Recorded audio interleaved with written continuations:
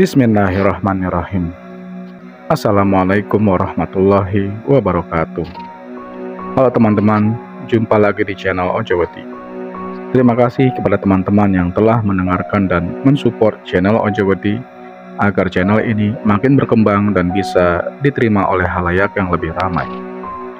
Seperti biasa teman-teman, jika sudah siap, selamat mendengarkan. Sebut saja Karyo. Karyo biasa bermain dengan teman-temannya di depan rumah Pak Doyo. Karyo tipe orang yang kendel atau pemberani dan arogan. Saking beraninya, dia pernah bersembunyi di makam angker, tempat di mana kuburnya para korban pesugihan atau para pelaku pesugihan. Untuk desanya mungkin berbatasan dengan daerah Pemalang. Desa itu diapit oleh sawah yang sangat luas. Konon, Desa M, tempat para pelaku pesugihan, sering meneror Desa W dengan mengganggu anak-anak kecil. Karyo ini berada di Desa W dan memang faktanya Desa W lebih maju dibanding Desa M. Kok bisa? Ya, karena rata-rata hasil pertaniannya selalu berhasil. Ternak juga sebagai tempat transit para pendatang yang akan melanjutkan ke daerah Batang atau Pekalongan Utara. Karyo bermain dengan temannya yang kala itu berjumlah 5 orang. Padahal orang tuanya telah memperingatkan untuk tidak bermain setelah azan maghrib. "Jangan pulang lagi, tidur di luar," ucap Bu Cici, ibunda Karyo. Karyo hanya tertawa dan berlari tanpa memikirkan ada bahaya yang akan mengancamnya. "Adit, ayo sembunyi, Dit." Adit berjaga. Dia menutup matanya dan berhitung hingga 50. Sandarannya adalah tembok rumah Pak Dodo. Karyo, Rohim, Sastro, dan Rusman bersembunyi. Namun mereka berpencar ketika berada di belakang rumah Pak Dodo. "Kamu yakin bakal sembunyi di sini?" tanya Rohim. "Bagaimana lagi?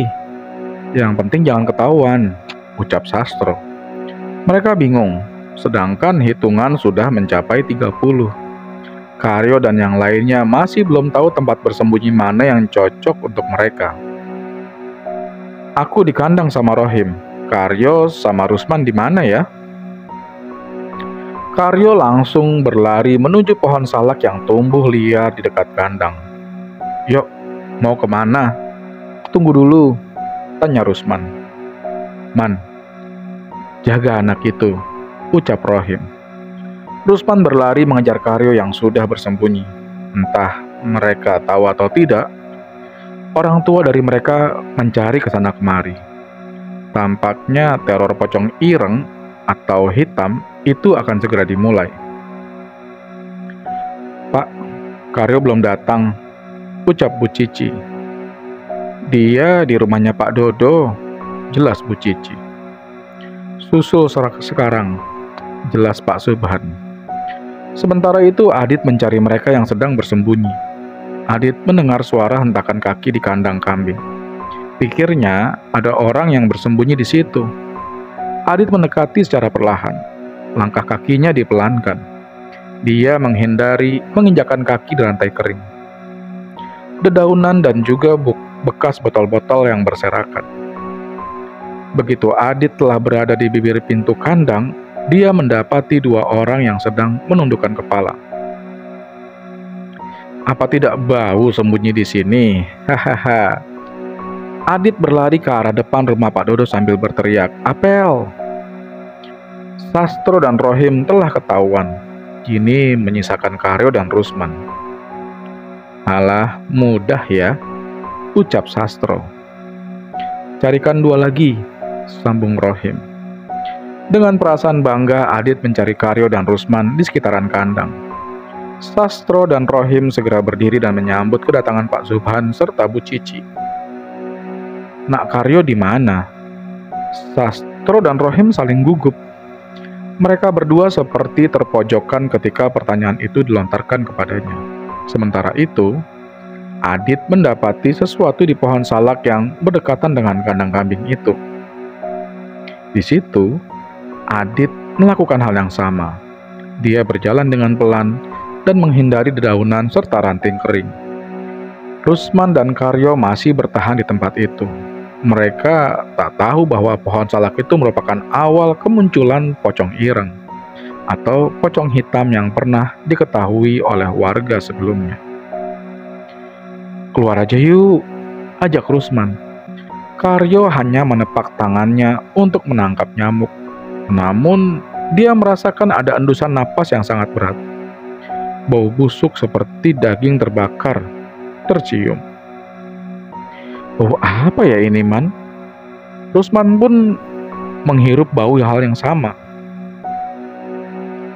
Mereka berdua bersamaan menatap ke belakang. Ketika dilihat, Rusman berlari meninggalkan Karyo, sedangkan Karyo hanya terdiam menatap wajah buruk pocong itu. Ampun," ucap Karyo. Rusman yang keluar dari tempat ia bersembunyi mengagetkan Adit. Kenapa kamu teriak-teriak?" ucap Adit.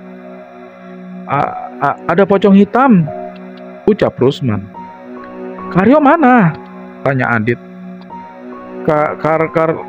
Lah, tadi di belakang." Rusman bingung. Dia berlari ke arah depan rumah Pak Dodo. Adit menyusul dari belakang. Dia juga tak ada pikiran untuk menyelamatkan Karyo. Teriakan Rusman membuat Pak Subhan dan Bu Cici bertanya-tanya. "Ada apa anak-anak?" tanya Pak Subhan. Pocong ireng." "Loh, Karyonya di mana?" "Karyo tertinggal. Aku takut." "Di mana?" tanya Pak Subhan. "Pohon salak." Pak Subhan langsung berlari, sementara Ibu Cici menyuruh mereka untuk pulang ke rumahnya masing-masing. Beberapa warga mulai membukakan pintunya. Dia bertanya-tanya, dan apa yang sedang terjadi? Mengapa anak-anak masih berkeliaran di luar rumah? "Ayo, aku bantu," ucap beberapa warga. Para warga berduyun-duyun menuju pohon salak sembari membawa lentera atau damar. Hal yang serupa dirasakan Pak Subhan. Dia masih mencari Karyo di pepohonan salak. "Karyo! Karyo!" Pak Subhan melihat dengan mata kepalanya sendiri tubuh Karyo yang tergeletak di antara daunan yang berserakan tepat di antara apitan pohon salak yang digunakan sebagai tempat bersembunyi Rusman dan Karyo. "Badanmu panas, Nang," tangis Pak Subhan. Kala itu tubuh Karyo seperti orang yang terkena racun, membiru dan bengkak. Sesekali tubuhnya bergerak-gerak, matanya masih melotot tajam ke arah yang tak dituju. Pak Subhan segera mengangkat tubuh Karyo sambil menangis. Para warga yang baru saja datang menanyakan sesuatu yang sedang terjadi. Mereka membantu Pak Subhan untuk membawa Karyo ke rumah. Keadaan menjadi kacau. Seluruh warga desa Wei menuduh bahwa perbuatan keji ini adalah hasil rencana sempurna yang dikirimkan salah satu warga M dengan menjadikan anak kecil sebagai korban dengan perantaranya adalah pocong ireng. Atas saran beberapa warga, diundanglah kiai di kampungnya untuk menyembuhkan Karyo. "Belum ditumbalkan, masih bisa diselamatkan," ucap kiai itu. "Lalu bagaimana Pak caranya mengembalikan Karyo?" tanya Pak Subhan. Kiai itu keluar rumah. Dia menatap bulan di langit sembari memainkan tasbihnya. "Rumahmu ini ke arah barat?" tanya kiai itu. Para warga keluar dari rumah dan mengikuti arahan dari kiai itu. "Dengarkan, pocong ireng itu akan datang lagi. Jangan ada yang keluar rumah. Bawa masuk seluruh barang-barang kalian yang ada di luar rumah. Sandal, pakaian, atau apapun. Bawakan masuk ke dalam. Lalu pasang potongan bambu kuning di depan rumah jika rumah menghadap ke arah barat." Jelas kiai itu. Para warga mengiyakan. Belum sampai di situ, kiai itu mengisyaratkan untuk seluruh keluarga Pak Subhan agar mendatangi rumahnya selama 7 hari berturut-turut. lalu membacakan Al-Quran juga selama 7 hari berturut-turut agar Karyo bisa kembali seperti semula. Ingat, tidak boleh terputus. Pagi, siang, malam, pagi. Itu aturannya. Jika terputus, maka Karyo bisa saja tidak selamat. Kiai itu menilai dengan tepat tindakannya agar menjadi bahan renungan bagi tiap warga, bahwa segala sesuatu bila tidak dilakukan dengan halal, maka jatuhnya adalah kehancuran. Atas saran Kiai Desa W itu, para warga yang rumahnya menghadap ke arah barat mulai memasang bambu kuning di rumahnya masing-masing. Untuk Karyo sendiri, dia tidak dalam keadaan meninggal, juga tidak dalam keadaan hidup. Katanya masih di awang-awang. Sesekali kakinya dipegang. Dia akan bergerak-gerak dan meronta-ronta kesakitan. Namun, jika tidak, dia seperti orang mati, diam, kaku dan tak berdaya. Nak, sudah ya, cepat sembuh. Mamamu tidak kuat melihat kamu tidak sembuh, ucap Pak Subhan. Bu Cici kabarnya selalu menangisi Karyo. Tubuhnya mulai kurus, matanya sembab. Namun di sela-sela itu dia tetap bersikukuh untuk mengamalkan amanat yang telah diberikan oleh Kiai itu. Tiap hari, rumah Pak Subhan dibacakan Al-Quran. Pertanyaannya, apa jadinya bila gagal?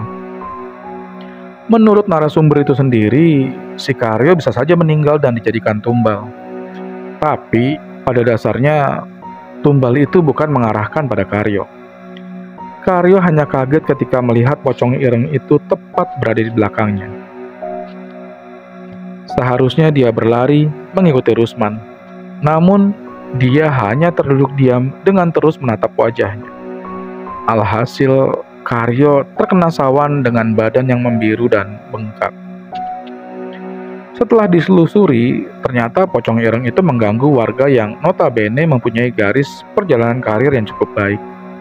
Seperti ladang yang luas, sawah yang berhektar-hektar, kambing yang sangat banyak, rumah gedong, toko sembako yang ramai, atau para pengusaha lainnya.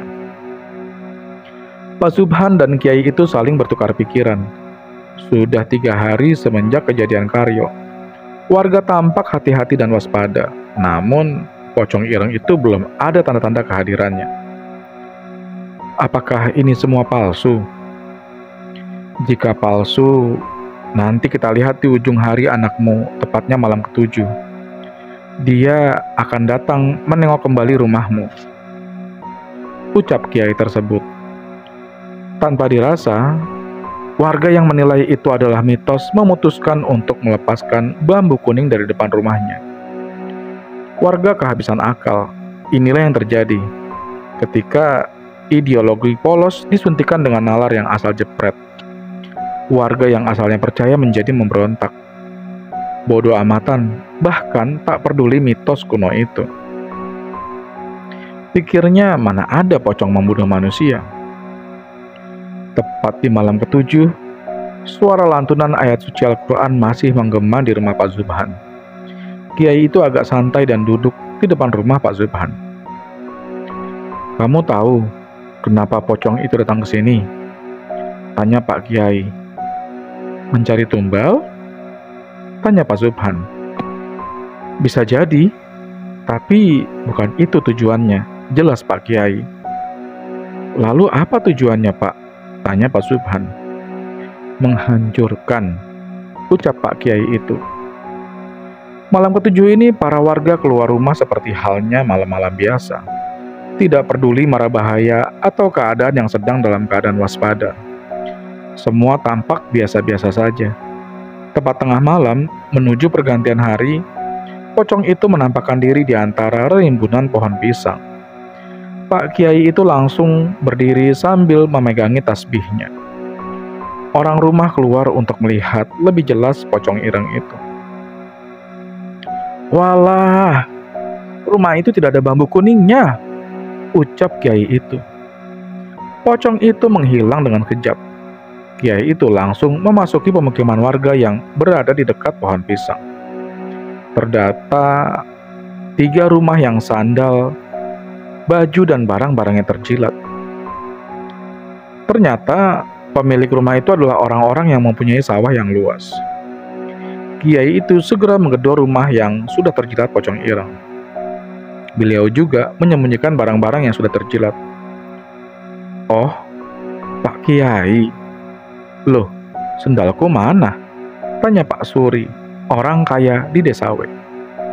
Pak Subhan yang melihat tingkah aneh Kiai itu langsung mendekatinya. Tampaknya ada sesuatu yang mengganjal. "Di mana bambu kuning itu?" tanya Pak Kiai.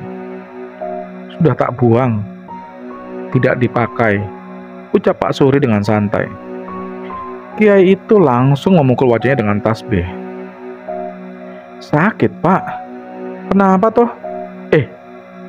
Itu tuh apa?" Sandal, baju, handuk yang telah terjilat pocong itu mengeluarkan asap. Bekas jilatan pocong ireng itu terdapat cairan hitam yang kemungkinan bisa menjadi sumber untuk membunuh korbannya. "Pak Kiai, itu apa?" tanya Pak Subhan. "Cairan ini yang menyebabkan kematian korbannya. Jika orang yang tidak tahu cairan tertempel lalu memakainya, maka dia akan menjadi korban tumbal pocong ireng itu," jelas Kiai. Kiai lalu mengelilingi pemukiman warga. Lebih tepatnya dia akan cek seluruh rumah warga yang tidak terpasang bambu kuning yang fungsinya untuk menangkal dan mencegah pocong ireng itu menjilati barang-barang yang berada di luar rumah. Terdapat 20 rumah warga yang sandalnya dibuang langsung oleh Kiai. Katanya sandal itu telah terjilat langsung oleh pocong ireng itu karena tidak memasang bambu kuning. Selama 1 bulan, jika tidak mendapat korban, si pelaku akan menampakkan diri, kata Kiai. Keesokan harinya, atas keberhasilan dan keteguhan hati dari keluarga Pak Subhan, Karyo bisa kembali sehat seperti biasanya. "Aku ditahan di satu tempat, lalu dicambuk dan disuruh menjawab siapa pemilik rumah yang kaya raya. Aku hanya menjawab 3 saja. Salah satunya Pak Suri. Semua tampak normal, namun masih dalam ranah waspada. Rumah Pak Subhan menjadi ramai semenjak Kiai itu sering berkunjung ke rumahnya. Sudah hampir 1 bulan, dia belum juga muncul, Han. Maukah kamu saya beri tugas?" tanya Kiai itu. "Saya siap, Kiai," jawabnya. "Datangilah rumah A, blok A. Ciri-cirinya rumah bertingkat. Kamu hanya lewat saja. Tidak usah menatap jendela sebelah kanan. Di situ kamarnya." Pak Subhan langsung menuju desa M yang bersebelahan dengan desa W. Dalam kunjungannya, dia teringat bahwa rumah itu hanya satu-satunya yang bertingkat. Tidak ada rumah lagi yang lebih mewah darinya. Pak Subhan ingat perkataan Kiai. Hanya lewat, jangan menatap jendela sebelah kanan, karena itu kamarnya. Desa itu sepi, sedikit sekali aktivitas warganya. Warga di sana rata-rata keluar daerah untuk bekerja. Sedikit sekali yang memiliki sawah. Tak heran desa M ini tergolong miskin dan pastinya warga di sekitaran desa M akan melakukan apa saja agar hidup. Ya, salah satunya adalah pesugihan. Ketika mencari-cari rumah yang dituju, Pak Subhan melewati sebuah rumah mewah. Namun di dalamnya terdengar keributan luar biasa. Pak Subhan tidak mau menguping. Dia terus berjalan dan pura-pura tidak tahu. Dia hanya mendengar segelintir ucapan dari seseorang lelaki itu. "Kiai bangsat," ucap laki-laki yang berada di rumah tingkat itu. Pak Subhan segera berlari karena informasi ini sangat penting dan harus disampaikan. Keringat dingin kala itu mengucur sangat deras. Katanya antara hidup dan mati mendengar ucapan laki-laki itu. Jika dia ketahuan karena mendengarkan sedikit dari ucapannya, bisa-bisa Pak Subhan akan kembali diteror. Karena desanya bersebelahan, 10 menit berlari pun sudah sampai. "Sudah ketemu?" tanya kiai itu. "Sudah, Kiai," jawabnya. "Istirahatlah. Besok rumah itu akan terbakar. Tapi sebelum itu, dia akan datang ke sini untuk menyerang lagi," ucap kiai itu. Menghancurkan. Selepas itu, kiai mewajibkan untuk memasang bambu kuning di setiap rumah. Bukan hanya kepada rumah yang arahnya menghadap barat, tapi seluruh rumah. Katanya pocong ireng itu akan meneror dan melakukan apa saja agar bisa mendapatkan korban. Semua pintu ditutup. Seluruh barang seperti sendal, baju, handuk, sepeda, motor, atau apapun dimasukkan ke dalam rumah. Uniknya, rumah zaman dulu tampak depannya sempit, tapi ketika masuk ke dalam, sangat luas. Beberapa warga lainnya memilih untuk menemani Pak Subhan dan Pak Kiai yang dari tadi menunggu kedatangan pocong ireng itu. Seluruh rumah telah mematikan damarnya. Hanya satu damar yang menyala, rumah Pak Subhan seorang. Bambu kuning berjejer rapi di depan rumah. Tangisan bayi di malam hari memecah kesunyian malam. Sepertinya pocong ireng itu benar-benar datang. Kambing milik Pak Doyo memekikkan suara sahutan tanda bahaya. Hewan-hewan di sekitaran desa W seperti memberikan sinyal akan kedatangan pocong ireng itu. "Dia akan datang membawa dendam kepadaku. Aku telah menggagalkan pesugihannya," ucap Pak Kiai. Pak Subhan menengok orang rumah. Ternyata sudah pada tidur. Karyo tidur bersebelahan dengan istrinya, Bu Cici, di kamar depan. Saudara-saudara yang ikut serta dalam membacakan Al-Quran untuk Karyo sudah pulang sebelum teror pocong ireng ini muncul lagi. Semuanya aman. Tinggal melihat langkah apa yang akan diambil oleh pocong ireng itu. Tepat ketika bulan purnama berada di atas pohon, sinarnya menerangi rumah warga. Pepohonan. Pocong ireng itu muncul di pohon pisang dekat rumah Pak Suri, pemilik sawah yang sangat luas. Kiai itu segera membacakan sesuatu di tasbih miliknya. Apakah semua rumah terpasang bambu kuning? Jika belum, segera dipasangkan, saran Kiai itu. "Sudah, Kiai," jawab warga. Pocong ireng itu menghilang. Tampaknya dia menuju pemukiman warga. Namun, sayang, usahanya sia-sia. Seluruh rumah warga telah terpasang bambu kuning. Tidak ada satupun celah untuk masuk atau menjilati atau meludahkan air liurnya kepada barang atau benda apapun. "Pak Kiai sudah selesai?" tanya Pak Subhan. "Tunggu sampai pagi." Semua berjalan lancar hingga azan subuh menggema. Suara kentongan yang terbuat dari bambu telah dipukulkan oleh beberapa warga. Pocong ireng itu gagal mengambil korbannya. Pagi harinya, banyak warga M yang keluar rumah untuk memadamkan api di rumah tingkat yang pernah dikatakan oleh Kiai itu.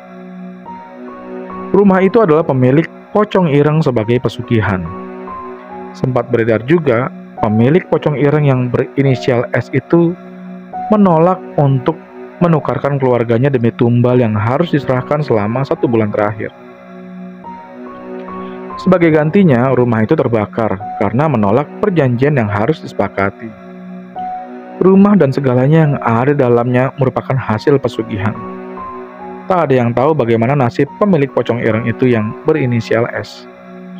Namun, kabarnya pernah bermunculan kembali di tahun 2000-an. Namun dengan sudut pandang yang berbeda. Segala sesuatu yang dikerjakan dengan perbuatan di luar norma kehidupan alam dan agama, maka kehancuran akan didapatkannya juga. Cerita pocong ireng juga ada versi Banjarnegara. Jika ingin melihat keindahan desa ini, lihatlah sungainya. Cahaya matahari yang terpantulkan ke sungai itu akan menciptakan goresan pelangi di sisi sungai. Mungkin beberapa warga Banjarnegara tidak asing dengan kata Sungai Serayu. Sungai nan indah dan menyegarkan mata ini sebagai pokok utama mata pencaharian desanya. udang dan ikan yang berlimpah menjadikan warganya tiap kali berburu mencarinya untuk dijadikan lauk pauk atau sekedar dijual kembali ke pasar. Pesonanya yang indah menjadikan sungai ini seringkali menjadi pusat pariwisata dengan arung jeramnya yang menantang nyali. Namun, pernahkah terfikir bahwa dahulu sungai ini sempat diisukan dengan awal kemunculan dari pocong ireng? "Ayamku hilang terus. Siapa ini yang ambil?" ucap Pak Agi sambil melihat posisi kandangnya yang telah terbuka semenjak pagi tadi. Bulu-bulu ayam berserakan di sekitaran kandang. Walau hanya satu saja yang tergondol maling, namun sudah 2 pekan terakhir, ayam di desa K kerap kali kemalingan. Warga mengira ayam yang hilang dimangsa musang yang lapar atau ular yang berseliweran di sekitaran pepohonan kelapa. Namun tidak ada tanda-tanda tercabiknya ayam itu, baik darah yang berceceran atau suara ayam di pagi hari sekitar jam 03.00 waktu pagi. "Hilang lagi. Maling itu," tambah Pak Koko. "Ayammu sudah habis berapa?" tanya Pak Agi. "Sudah habis semua," kesal Pak Koko. "Hahaha. Saya sisa kotorannya doang. Mau nggak?" canda Pak Agi. Mitos hilangnya ayam ini diduga-duga bersamaan dengan kemunculan makhluk yang tak kasat mata berbadan besar dengan taring dan cakar yang pernah muncul di Sungai Serayu. "Dimakan sama gede dhuwur kayaknya," ucap Pak Koko. "Tidak mungkin. Wong itu ayam tidak bunyi," sanggah Pak Agi. Namun Pak Agi dan Pak Koko tidak ada keinginan melapor ke balai desa. Kesannya sangat lebay jika dibesar-besarkan. Zaman dulu sangat menjaga citra apabila ada kehilangan. Tidak mempersulit, walaupun dampaknya terkena dirinya sendiri. Tapi benar-benar mandiri dan tidak sepenuhnya masalah dilimpahkan kepada balai desa. 2 pekan berlalu, isu kehilangan ayam sudah dirasakan oleh Pak Kepala Desa sendiri. "Ayamku sudah habis," ucapnya. Semua warga mengira ayam yang diambil adalah ayam yang layak dijual ke pasar. Akhirnya, atas kesepakatan bersama, Pak Kades menghimbau kepada seluruh warganya agar diterapkannya sistem penjagaan di tiap malam hingga pagi hari sampai subuh berkumandang. Alasan diterapkannya penjagaan itu agar misteri tentang hilangnya ayam di desa K bisa diketahui dengan gamblang dan jelas. Hal ini berlaku kepada seluruh desa di sekitarnya juga, karena isu ini sudah tersebar luas. Lalu, mengapa waktu subuh menjadi patokan? Jawabannya sederhana. Jika yang mengambil ayam adalah sosok gede dhuwur yang pernah dimitiskan itu, maka tidak akan lama lagi pergerakannya dan mudah dibuatkan pagar gaib agar tidak pernah masuk lagi. Bersambung ya teman-teman. Jangan lupa untuk terus mengikutinya cerita selanjutnya di part selanjutnya. Akhir kata, wassalamualaikum warahmatullahi wabarakatuh.